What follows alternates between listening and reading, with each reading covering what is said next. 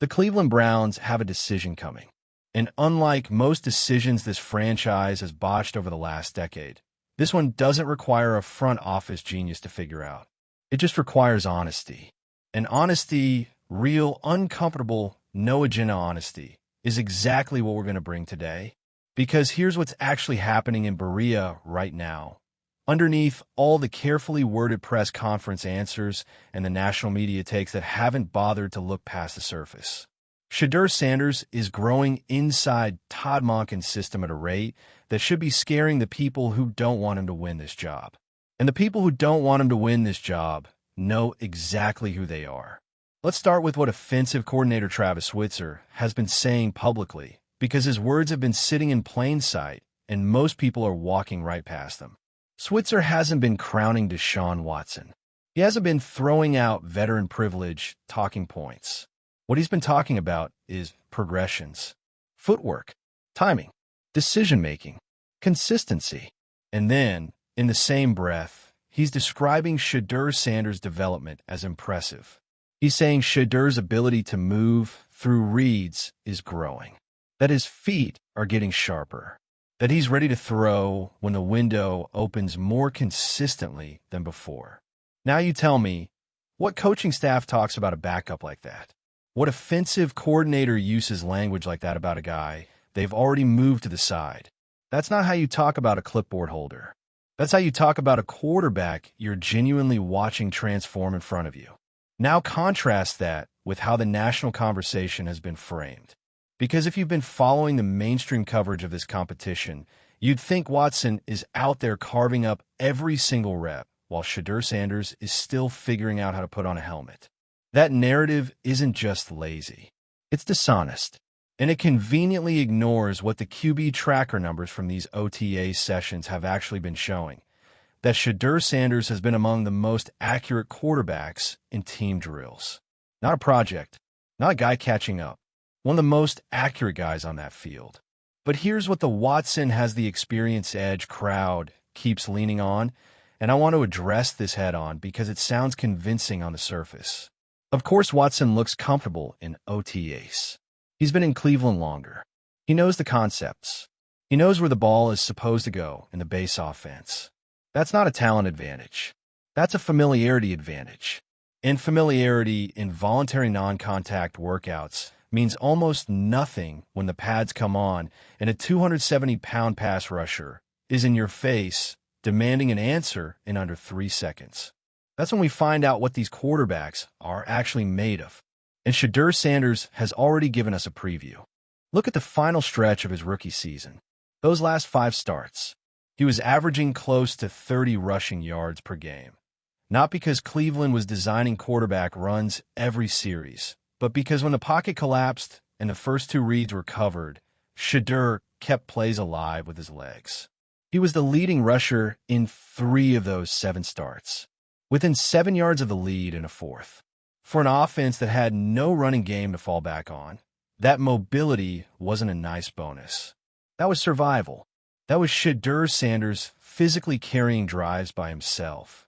And here's the part that doesn't get discussed enough. Deshaun Watson, after 2 Achilles tears, simply cannot offer this team that dimension anymore.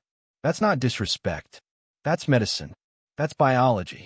The mobility chapter in the Watson story is closed, and pretending otherwise isn't evaluation, it's wishful thinking. Now, I'm going to give Watson credit where it's actually due because that's how we do it here. The reports from camp describe him as sharper than he's looked in recent years. More decisive, more aggressive with his decisions. And a Watson who feels pressure from a legitimate competition. That's actually a good thing for this football team, regardless of how it shakes out. Competition is supposed to do that. It's supposed to elevate everyone in the room.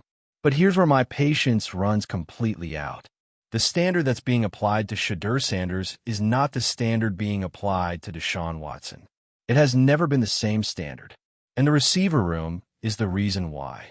Jerry Jeudy, the number 1 wide receiver on this football team, spent his entire offseason doing concentration drills to fix his hands. He said himself, on record, his drops last season were a real problem. And Some of those drops didn't just fall incomplete. They bounced off his chest and into the hands of defensive backs.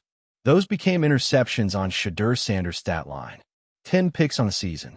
That became the story. Not the receiver-created turnovers. Not the balls that hit both hands and popped straight up. Not the drop touchdowns. The story was Shedeur's interception number, stripped completely of the context that would have made it make sense. And that's the narrative battle that's been running in the background of this entire competition. Shedeur Sanders is being evaluated on results that aren't fully his to own, while the circumstances producing those results are barely mentioned. But here's what doesn't get suppressed, no matter how much external noise surrounds it.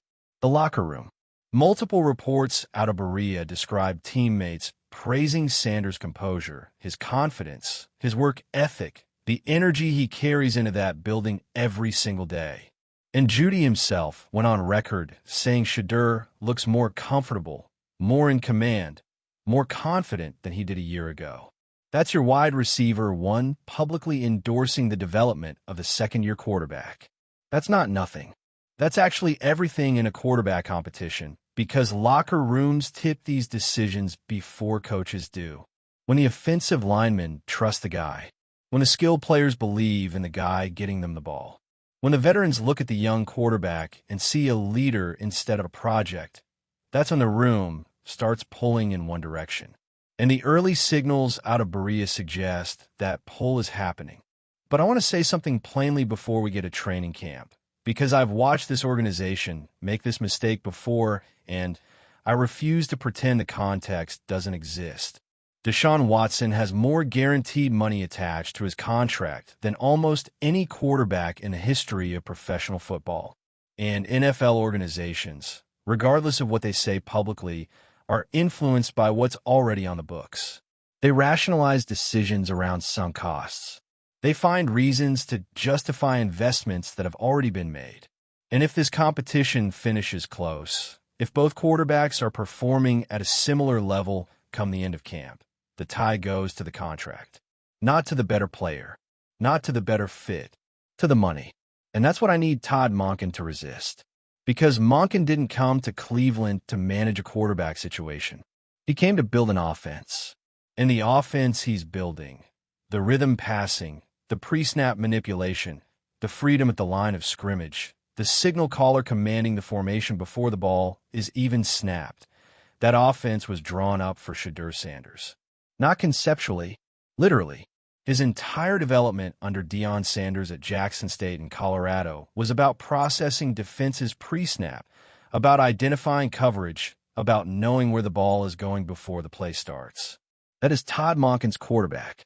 It fits like it was designed that way because in every meaningful way it was. Training camp is where this gets decided.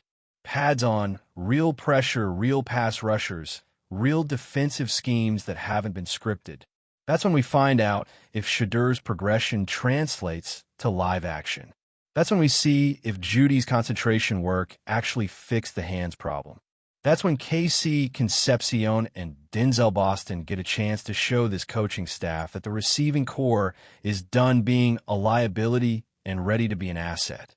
And if that receiver room holds up, if Shedeur gets to operate Monken's system with weapons that actually catch the football, we're having a completely different conversation than the one Cleveland forced us to have last season.